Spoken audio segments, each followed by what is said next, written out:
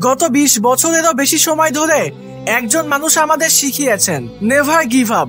শুধু রিংয়ের ভেতরে নয়, জীবনের প্রতিটা লড়াইয়ে, প্রতিটা ব্যর্থতায়, প্রতিটা ফিরে দাঁড়ানোর মুহূর্তে।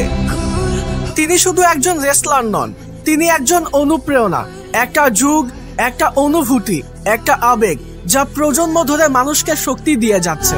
2002 সালের সেই রুথলেস অ্যাগ্রেশন মুহূর্ত থেকে চেইন গ্যাং, থাগানামিক্স, তারপর ধীরে ধীরে তিনি হয়ে উঠলেন দ্য ফেস অফ WWE। তার প্রতিটি অ্যাটিটিউড অ্যাডজাস্টমেন্টে ছিল শক্তি, প্রতিটি 5 নাকাল সাফালে ছিল বিনোদন। আর তার সেই ইউ ক্যান্ট সি মি শুধু একটি মুভ নয়, এটি একটি কালচার, একটি স্মৃতি, একটি আইকন। তিনি শুধু ম্যাচ জেতেননি, জিতেছেন মানুষের হৃদয়। যখন আমরা প্রায় হাল ছেড়েই দিচ্ছিলাম, তখন তিনি আমাদের মনে করিয়ে দিতেন নেভার গিভ আপ। এই 3টি শব্দ আজও অসংখ্য মানুষকে দাঁড়িয়ে থাকার সাহস দেয়। তার কিংবদন্তি রাইভেলরিগুলো, সিনা ভার্সেস রক, সিনা ভার্সেস এজ, সিনা ভার্সেস পাঙ্ক ইত্যাদি, এসব শুধু লড়াই নয়, এগুলো WWE এর ইতিহাসের অবিচ্ছেদ্য অধ্যায়। আজ 2025 সালে আমরা এক কঠিন সত্য মেনে নিচ্ছি, তিনি রেসলিং থেকে বিদায় নিচ্ছেন, তিনি রিং ছাড়ছেন, কিন্তু সত্যি কথা হলো আমাদের হৃদয় নয়।